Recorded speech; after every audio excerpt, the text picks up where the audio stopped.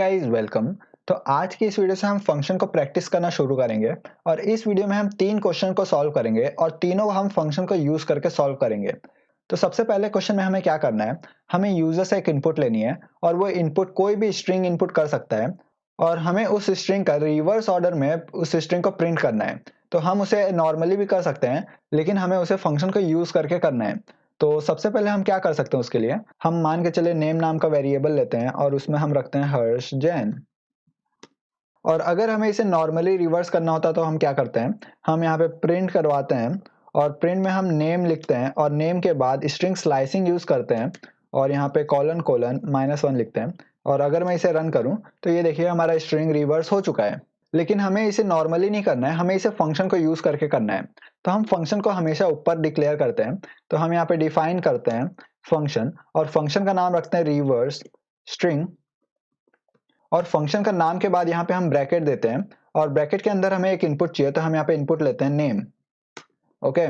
और एक बात आपको ध्यान रखना है, आप इस इनपुट के अंदर या फंक्शन का कोई नाम, आप ऐसा कोई नाम नहीं दे सकते जो कि पाइथन में प्री डिफाइन हो। जैसे स्ट्रिंग str प्री डिफाइन है, int int ये भी प्री डिफाइन है। आप इस तरीके का नाम ना तो यहाँ पे फंक्शन का नाम में दे सकते हैं ना ही आप यहाँ पे दे सकते हैं। ओके।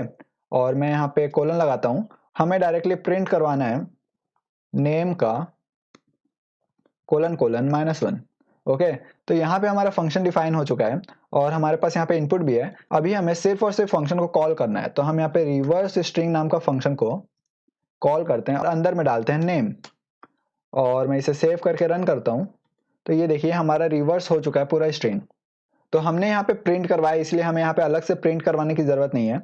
अगर हम यहाँ पे रिटर्न करवाते हैं और मैं इसे हटाता हूँ और अब मैं अगर सेव करके रन करूं तो हमारे पास कोई भी आउटपुट नहीं आएगी, हमें यहाँ पे अलग से प्रिंट करवाना होगा। और अब मैं सेव करके रन करूं तो यहाँ पे देखिए प्रिंट हो चुका है। तो हमें फर्स्ट क्वेश्चन को ऐसे सॉल्व करना था और आई होप आपको फर्स्ट क्वेश्चन समझ में आ चुका होगा। अब हम बात करते हैं सेकंड क्वेश्चन की। तो मैं इसे कमेंट आउट करता हूँ अभी। और सेकंड क्वेश्चन में हमें क्या करना है, हमें यूजर से 2 इनपुट चाहिए। सबसे पहला इनपुट होना चाहिए उसका सैलरी और सेकेंड इनपुट होना चाहिए उसका नाम। और हमें आउटपुट क्या करवाना है, आउटपुट में हमें लिखना है employ XYZ salary is this. तो हमें यहाँ पे XYZ जहाँ पे लिखा हुआ है उसके जगह नेम लिखना है एम्प्लॉय का और यहाँ पे जहाँ डॉलर है उसके जगह यहाँ पे सैलरी लिखना है। हम सबसे पहले इनपुट लेंगे और इनपुट में हम लिखेंगे इंटर योर नेम और हम इसे नेम नाम के वेरिएबल में असाइन कर लेते हैं और मैं एक वैल्यू बनाता हूँ सेल नाम का। तो यहाँ पे हम सैलरी लेंगे, मैं यहाँ पे इनपुट फंक्शन को कॉल करता हूँ और यहाँ पे लिखता हूँ इंटर योर सैलरी। ओके। और हम इसे इंट में कन्वर्ट करते हैं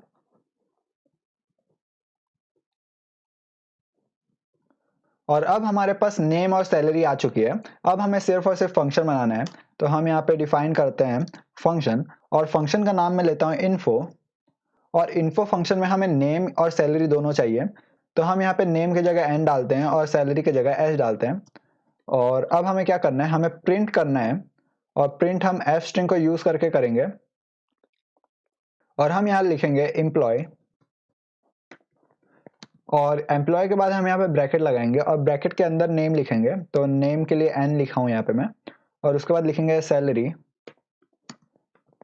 और उसके बाद फिर से हम ब्रैकेट लगाएंगे और यहाँ पे लिखेंगे s। तो ये हमारा फंक्शन रेडी है अब।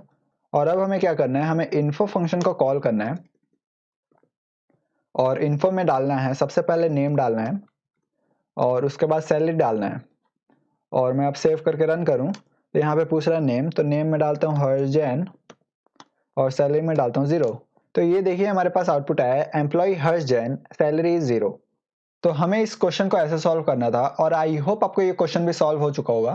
पर अगर आप यहाँ पे नेम की जगह में सैलरी लिखें और सैलरी की जगह में नेम लिखेंगे तो क्या होगा। और अब मैं सेव करके रन करूं और मैं यहाँ डालता हूँ हर्ष जैन और मैं यहाँ डालता हूँ 0।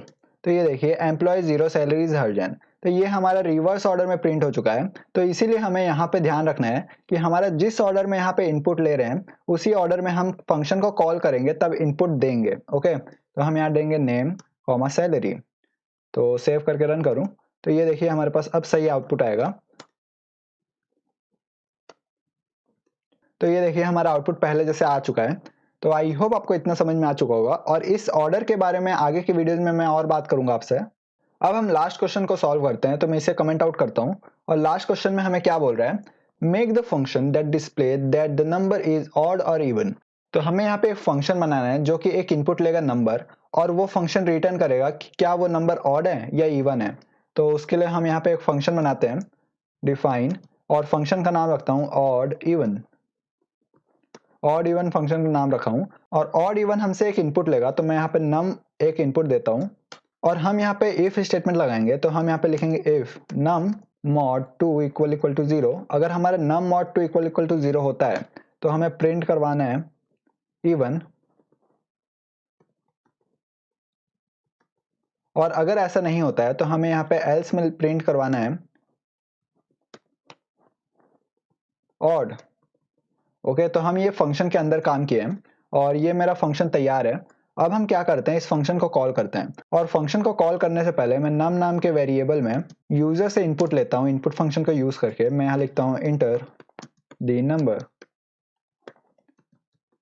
ओके, और अब हम इस ऑड इवन नंबर में नम डालते हैं और मैं अब सेव करके रन करूं और मैं पुराने कोड को क्लियर करता हूं और मैं अब रन करूं तो यहाँ पे देखिए इंटर नंबर आ रहा है। मैं यहाँ डालता हूँ 12, तो यहाँ पे एरर आ रही है। एरर क्यों आ रही है?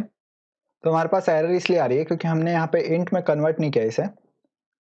और अब मैं इसे सेव करके रन करूँ और मैं यहाँ डालता हूँ 12, तो ये देखिए हमारे पास इवन आ रहा है। और अब मैं यहाँ डालूँ 11, तो यहाँ पे आ रहा है ऑड। तो आई होप आपको इतना समझ में आ चुका होगा। तो अगर मैं इसी फंक्शन को थोड़ा मॉडिफाई करने बोलूँ आपसे कि अगर कभी भी इवन आए तो आपके पास ट्रू प्रिंट होना चाहिए और कभी भी ऑड आए तो आपके पास फॉल्स प्रिंट होना चाहिए, तो आप क्या करेंगे, आप यहाँ पे रिटर्न करवाएंगे फॉल्स और यहाँ पे रिटर्न करवाएंगे ट्रू। तो आप यहाँ पे रिटर्न भी करवा सकते हैं, आप यहाँ पे प्रिंट भी करवा सकते हैं। और जब भी आप रिटर्न करवाते हैं तो आपको यहाँ पे प्रिंट करवाना जरूरी होता है। तो मैं यहाँ पे प्रिंट करवाता हूँ पहले और अब मैं सेव करके रन करूँ और मैं यहाँ डालता हूँ 12, तो यहाँ पे आ रहा है ट्रू। और अब मैं यहाँ डालता हूँ 11, तो यहाँ पे आ रहा है फॉल्स।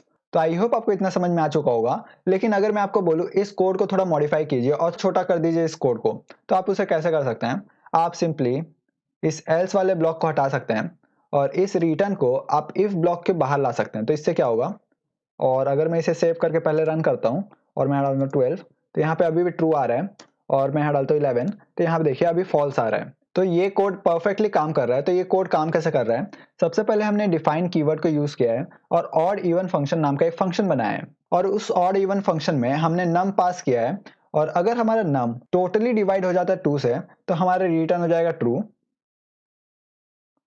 और अगर ऐसा नहीं होता है तो हमारा इफ स्टेटमेंट काम ही नहीं करेगा और इफ स्टेटमेंट अगर काम नहीं करेगा तो पाइथन के इंटरप्रेटर को रिटर्न करके दिखेगा फॉल्स, तो यहाँ पे फॉल्स रिटर्न कर देगा। और अब मैं अगर बोलूँ कि आप इस कोड को भी थोड़ा और ज्यादा छोटा कीजिए तो आप वो कर सकते हैं। जी हाँ, आप वो कर सकते हैं। तो मैं इस कोड को हटाता हूँ और मैं यहाँ डायरेक्ट करता हूँ return num mod 2 equal equal to 0 और मैं अब सेव करके रन करूँ और मैं यहाँ लिखता हूँ 12, तो यहाँ देखिए हमारे पास अभी भी ट्रू आ रहा है। और अगर मैं यहाँ लिखूँ 11, तो देखिए अभी भी हमारे पास ट्रू और फॉल्स आ रहा है एज इट इज। तो ये कोड काम कैसे किया, और ये कोड पाइथन के जो डेवलपर होते हैं वो यूज करते हैं। तो पाइथन के developer bar bar if statement else statement नहीं लगाते हैं, वो डायरेक्ट छोटे छोटे कोड में काम कर लेते हैं पाइथन में। तो ये कोड काम कैसे किया, सबसे पहले हमारे एक फंक्शन बना ऑड इवन और ऑड इवन फंक्शन में एक नम नाम का वेरिएबल पास हुआ है और यहाँ पे रिटर्न हो रहा है नम मॉड 2 इक्वल इक्वल टू 0। तो अगर हमारा num mod 2 equal equal to 0 हो जाता है तो मान के चलिए अगर हमने नम में पास किया 7 और 7 मॉड 2 इक्वल इक्वल टू 0 होता है, जी नहीं होता है। तो यहाँ पे ये कंडीशन हो जाएगा फॉल्स और यहाँ पे फॉल्स प्रिंट हो जाएगा।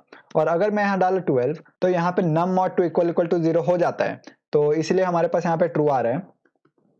तो आई होप आपको समझ में आ चुका होगा। और अगर आपको समझ में नहीं आया तो भी कोई बात नहीं, मैं इस टाइप का कोड के साथ आपको डील करना सिखा दूंगा आगे के वीडियोस में और आप इस प्लेलिस्ट के एंड होते तक आप इस टाइप का कोड बनाना सीख जाएंगे, कोई दिक्कत नहीं आएगी आपको। तो आई होप आपको ये वीडियो पसंद आया होगा। Thank you for watching this video and please like my video and subscribe to my channel for more quality content.